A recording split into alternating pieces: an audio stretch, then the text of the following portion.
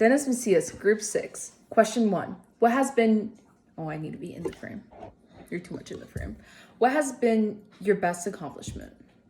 I would have to say that my best accomplishment has been the ability to provide for my family. Stop. The ability to provide for my family with a house that we have in Rockland and the things that we're able to do, and just being in a spot that we can enjoy one each other's company. 2. What has been your biggest mistake? I would say my biggest mistake was not pursuing a higher education when I was younger. At the time, it wasn't as important. Had good jobs. As I get older in my years, it's pretty much, it would have been beneficial to have had that higher education. Number 3. What is the biggest goal that you would like to accomplish within the next 5 years? In the next 5 years, my biggest goals is to have the ability to see my daughter graduate college, my younger son be able to drive and be in high school, my older son being A job. being happy in what he's endeavors. So to sum that up, in 5 years, my goal is to see everybody succeeding. Number 4. In what ways has technology helped you?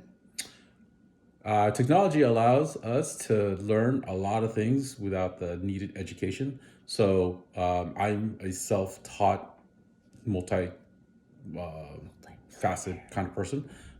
So as far as technology, I believe it's enabled us to have this information at hand, and given the amount of work you put into it, pretty much achieve anything you want. Number 5. In what ways has technology not helped you? That would be harder to answer because my life revolves around technology. If I was to say one, it would be the fact that it has made things a little too easy. Case in point, I have no idea where streets are anymore. I just rely on my maps. Before that, I knew where every single street was, and I could tell you exactly what direction to go to based by the streets. So made you a little dumber, but smarter in many other ways. Number 6. Is life similar/different being a teenager in your day compared to life with a teenager today? Absolutely different. I never stayed in the house. When I got my license, I drove. I never was at home. What does that mean? Never mind. But so the difference, I believe, from my generation to the current generation is that we were built tough. We were tough. Not so much. Okay. What are we? No, I'm trying to figure. Okay, wait. Number 7. How do you want to be remembered? I want to be remembered as a father, husband that cared for his family, and and that I have people when I pass that remember me.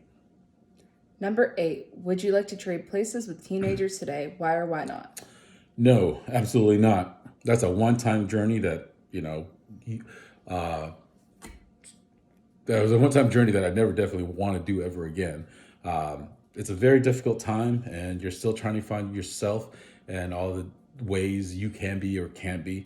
So good thing to go through. Never want to repeat that ever again. Number 9. What's the most important lesson you learned about life? Family is the most important thing. At the end of the day, when everything is all said, money's spent, whatever it is, on your deathbed, if you're by yourself, what's the point of everything? Really, depending on how things are set up, you want to be remembered when you pass in a good, loving way. Family being the ones that will help carry that memory. Number 10. What experience made you who you are today?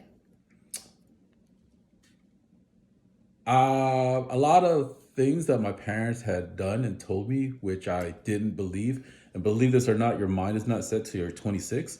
And for what they have ever told me that I didn't believe, I didn't realize till I was 26. And so I do that for my children, where I'm very consistent in what I teach them, and knowing that they don't believe me for now, but my actions are being embedded in their psyche. And at 26, they will understand why I do what I do. I'm now going to read Tim's scenario. In rural Missouri, a woman was near death with a vicious disease. There was one drug that doctors thought might save her. The drug was expensive to make, but the drug companies are charging 10 times what the drug costs to make them. The drug companies paid $200 to make the drug and charged $2,000 for a small dose of the drug. The sick woman's husband, Tim, went to everyone he knew to borrow money. All he could gather was $500. He told the drug company that his wife was dying and asked them to sell it cheaper or let him pay it later, but the company said, no, we discovered the drug, we are going to make money from it.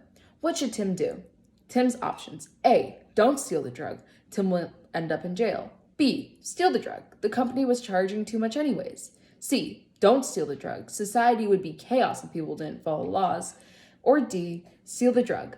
Life is more important than property. Depends how much Tim loves his wife. You love somebody, doesn't matter what you do, right or wrong, you do what you have to do. Me, I'm a rule follower, meaning that I abide by the laws. So 3, don't steal the drug. Society will be in chaos if people don't follow laws. It would be more detriment if nobody followed laws, because then at that point it's anarchy. And I have a lot of guns to make sure I'm on top. You'd let one die.